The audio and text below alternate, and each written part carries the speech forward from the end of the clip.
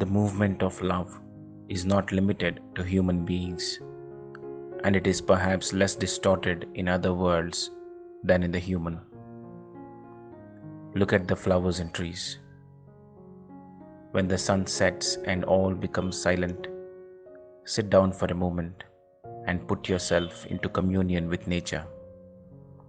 You will feel rising from the earth, from below the roots of the trees, and mounting upward and coursing through their fibers up to the highest outstretching branches, the aspiration of an intense love and longing, a longing for something that brings light and gives happiness, for the light that is gone and they wish to have back again.